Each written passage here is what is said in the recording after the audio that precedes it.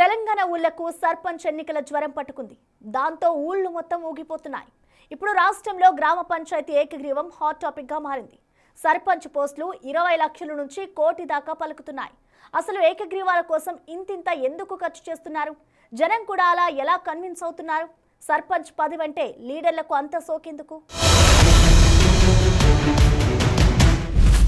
కొన్ని ఊళ్ళల్లో సర్పంచ్ పదవి వేలం వేస్తున్నారు.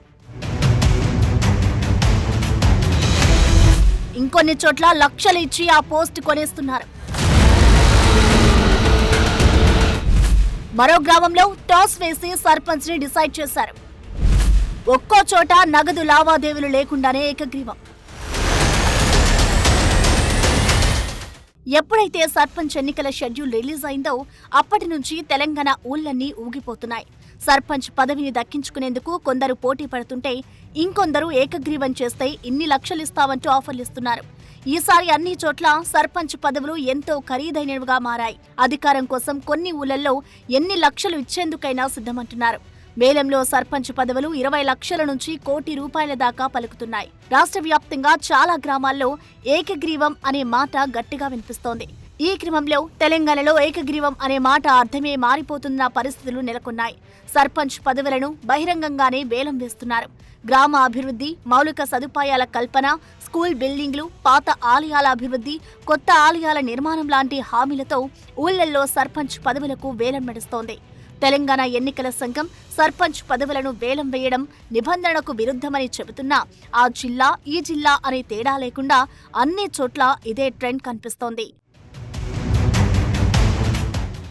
డిసెంబర్ 11, 14, 17 తేదీల్లో 3 దశల్లో గ్రామ పంచాయతీ ఎన్నికలు జరగనున్నాయి.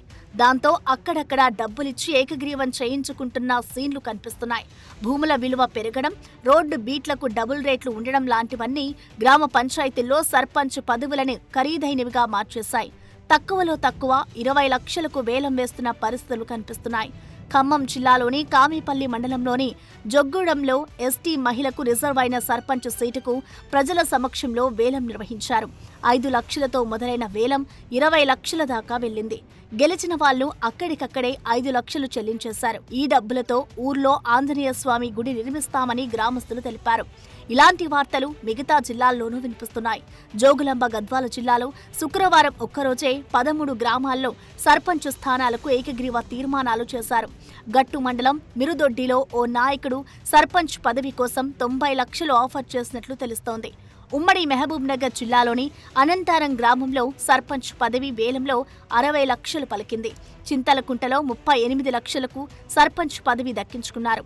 మరో గ్రామంలో ఓ అభ్యర్థిని సర్పంచ్గా ఏకగ్రీవం చేసినందుకు గాను ఎకరం భూమి పాఠశాల కోసం ఇస్తారని హామీ ఇచ్చి బాండ్ సమర్పించాడు.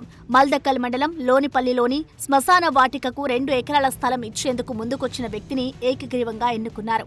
మరో ఊళ్ళో ఓ అభ్యర్థి సర్పంచ్ పదవి కోసం కోటి రూపాయల దాకా ఖర్చు చేసేందుకు సిద్ధంగా ఉన్నారని ప్రకటించారు. నాగర్ కర్నూలు జిల్లాలోని సీఎం రేవంత్ రెడ్డి సొంతూరు కొండారెడ్డిపల్లిలోనూ సర్పంచ్ పదవి ఏకగ్రీవమైంది.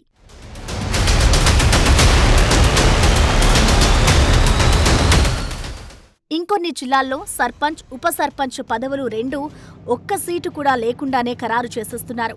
ఓ ఊళ్ళో 57 లక్షలు, మరో గ్రామంలో 34 లక్షలకు సర్పంచ్ పదవులు వేలం వేశారు. గద్వాల మండలంలో ఓ విత్తన వ్యాపారి కొండపల్లి సర్పంచ్ పదవిని 60 లక్షలకు దక్కించుకున్నారు. కూర్వపల్లి మండలం నల్లదేవునిపల్లిలో సర్పంచ్ పదవిని ఓ అభ్యర్థికి 45 లక్షలకు ఏకగ్రీవం చేశారు. అప్పటికప్పుడు 15 లక్షలు చెల్లించారు. మిగతా మొత్తాన్ని ఎన్నికల తర్వాత చెల్లిస్తారని హామీ ఇచ్చారు. అయితే అన్ని చోట్ల డబ్బుల కోసమే ఏకగ్రీవం చేయడం లేదు. ఇందులో కొన్ని ఊళ్ళు వేలానికి దూరంగా ఉన్నాయి. జనగాం జిల్లాలోని మాన్సింగ్ తాండాలో ఎలాంటి ఆర్థిక లావాదేవీలు లేకుండానే సర్పంచ్ని ఏకగ్రీవంగా ఎన్నుకున్నారు. కేవలం 2 అభ్యర్థులే పోటీకి ఉండడంతో కేవలం టాస్ వేసి సర్పంచ్ని నిర్ణయించారు. ఏదేమైనా మెజారిటీ ఊళ్ళల్లో మాత్రం లక్షలు పోసి సర్పంచ్లుగా ఏకగ్రీవం అయ్యేందుకు ప్రయత్నిస్తున్నారు. కొన్ని ఊళ్ళల్లో జనమంతా ఓ మాట అనుకొని సర్పంచ్ పోస్ట్ని వేలం వేస్తున్నారు.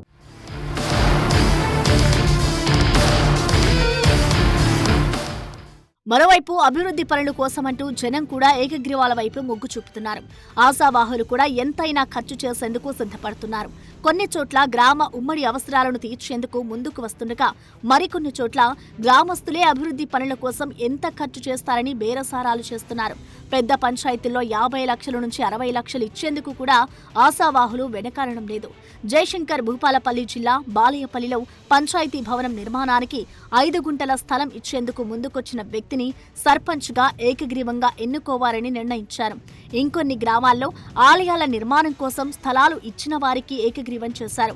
అయితే పంచాయతీ ఎన్నికల్లో వేలంపాటలు, బేరసారాలు, బెదిరింపుల లాంటి ప్రలోభాలతో జరిగే ఏకగ్రీవాలు చెల్లవని అధికారులు చెబుతున్నారు. ఈ మేరకు ఎన్నికల సంఘం జారీ చేసిన సర్క్యులర్ ని గుర్తు చేస్తున్నారు. ఈసారి నామినేషన్లు విత్డ్రా చేసుకున్న వెంటనే రిటర్నింగ్ ఆఫీసర్ ఫలితాన్ని ప్రకటించకుండా హోల్డ్లో పెట్టనున్నారు. తర్వాత ఆఫీసర్లు గ్రామానికి వెళ్లి ఏకగ్రీవ ఎన్నిక మోసపూరితంగా జరిగిందా, ప్రలోభాలకు లోను చేశారా, బలవంతంగా ఒప్పుకున్నారా అనే విషయాలు తెలుసుకోనున్నారు. ఒకవేళ వేలంపాటలు జరిగినట్లు, ప్రలోభాలు ఉన్నట్లు ప్రాథమిక ఆధారాలు దొరికితే ఆ గ్రామ ఫలితాన్ని ఆపేస్తారు. దానిపై 24 గంటల్లో ఎంక్వైరీ చేసి ఎన్నికల ప్రక్రియలో అక్రమాలు జరిగినట్లు తేలితే ఆ గ్రామ ఎన్నికను రద్దు చేయాలని కలెక్టర్ ఎన్నికల సంఘానికి సిఫార్సు చేసే అవకాశం ఉంటుంది. ఎన్నికల ప్రక్రియలో అవకతవకలకు పాల్పడితే పదవి దక్కకపోగా క్రిమినల్ కేసులు నమోదవుతాయని ఆఫీసర్లు హెచ్చరిస్తున్నారు.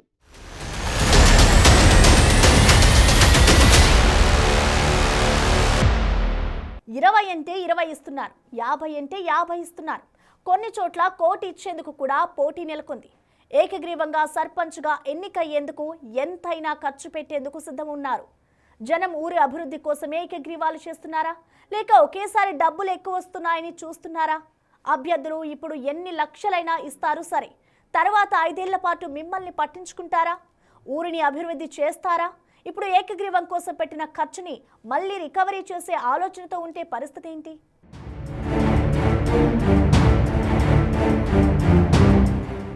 తెలంగాణలో సర్పంచ్ అనే పదంతో పాటు ఎక్కువగా వినిపిస్తున్న మరో పదం ఏకగ్రీవం. పంచాయతీ ఎన్నికలు జోరుగా సాగుతున్న వేళ కొన్ని చోట్ల సర్పంచ్ పదవులకు వేలం వేస్తున్న పరిణామాలు ప్రజాస్వామ్య స్ఫూర్తిని ప్రశ్నిస్తున్నాయి. గ్రామాల అభివృద్ధి లక్ష్యాలపై సందేహాలు తలెత్తేలా చేస్తున్నాయి. సాధారణంగా ఎక్కడ సర్పంచ్ పదవిని ఏకగ్రీవం చేసినా ఒకే ఒక్క వాదన గట్టిగా వినిపిస్తుంది. అదే అభివృద్ధి మంత్రం.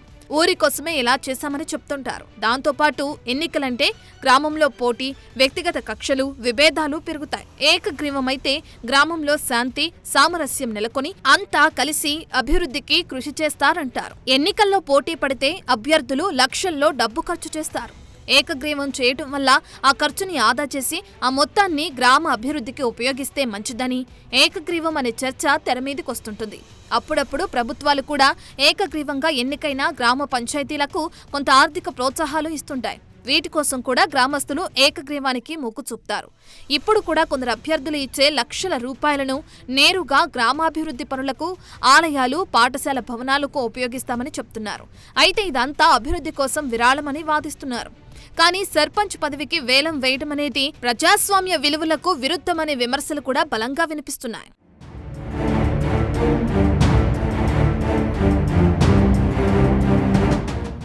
అభ్యర్థులు ఇప్పుడు ఎన్ని లక్షలైనా ఇస్తారు. కానీ తర్వాత 5 ఏళ్ల పాటు గ్రామ ప్రజల్ని పట్టించుకుంటారా? ఊరిని అభివృద్ధి చేస్తారా? ఇప్పుడు ఏకగ్రీవం కోసం పెట్టిన ఖర్చుని మళ్లీ రికవరీ చేసే ఆలోచనతో ఉంటే పరిస్థితి ఏంటనే ప్రశ్నలు కూడా తలెత్తుతున్నాయి. సర్పంచ్ పదవికి లక్షలు ఖర్చు పెట్టేవారిలో చాలా మంది దానిని ఒక పెట్టుబడిగానే చూస్తారు. ఒక్కసారి సర్పంచ్ అయితే రాబోయే 5 ఏళ్లలో ఆ డబ్బుని తిరిగి రాబట్టుకునేందుకే ప్రాధాన్యతనిస్తారు. 5 ఏళ్లు ఆ దిశగా ప్రయత్నాలు చేస్తారు. ఈ క్రమంలో కేంద్ర, రాష్ట్ర ప్రభుత్వాల నుంచి గ్రామ పంచాయతీలకొచ్చే ఉపాధి హామీ నిధులు, పారిశుద్ధ నిధులు, ఇతర అభివృద్ధి పనులకు మంజూరయ్యే నిధులను కాంట్రాక్టుల రూపంలోనూ, బిల్లుల రూపంలోనూ స్వాహా చేసే అవకాశం ఉంటుంది. అంతేకాదు ప్రభుత్వ పథకాలకు లబ్ధిదారులను ఎంపిక చేసే విషయంలోనూ అవినీతి, అక్రమాలకు పాల్పడే పరిస్థితులు ఉంటాయి. అందువల్ల ఏకగ్రీవం కోసం డబ్బులిచ్చే అభ్యర్థులు సర్పంచ్ పదవి పొందాక, అధికారం చేతిలోకొచ్చాక తమ ఖర్చుని తిరిగి రాబట్టుకోవడం మీదే దృష్టి పెడితే ఊరు అభివృద్ధిని నిర్లక్ష్యం చేసే ప్రమాదం ఉంటుందనే చర్చ అక్కడక్కడా వినిపిస్తుంది.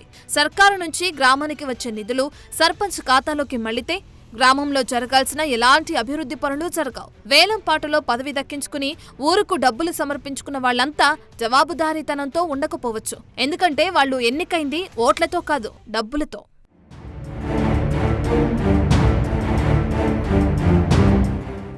సర్పంచ్ ఎన్నికంటే గ్రామ నాయకుడిని ఎంచుకోవటం. ఇక్కడ ప్రజల తీర్పు, నాయకత్వ లక్షణాలు, సేవాభావమే ప్రధానం కావాలి.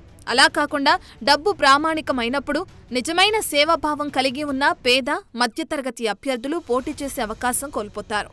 లక్షలు ఖర్చు పెట్టగలిగిన వారే నాయకుడవుతారు. సమర్థవంతంగా పరిపాలించే సామర్థ్యం ఉన్నవాళ్లు కూడా ఊరుకుని ఊళ్ళోనే ఉండిపోవాల్సి వస్తుంది. అప్పుడు గెలిచేది ప్రజాస్వామ్యం కాదు, డబ్బు మాత్రమే. ఇది గ్రామీణ స్థాయిలో పాలనా వ్యవస్థను దెబ్బతీస్తుంది.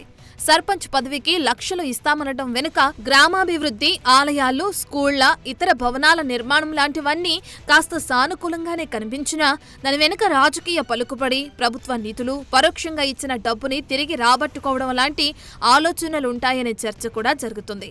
ఒక్కసారి వేలంపాటలో పదవి దక్కించుకుని ఆ నాయకుడు సర్పంచ్గా ఎన్నికైతే వచ్చే 5 ఏళ్లలో గ్రామాన్ని అభివృద్ధి చేస్తారా లేదా అనేది అనుమానమే.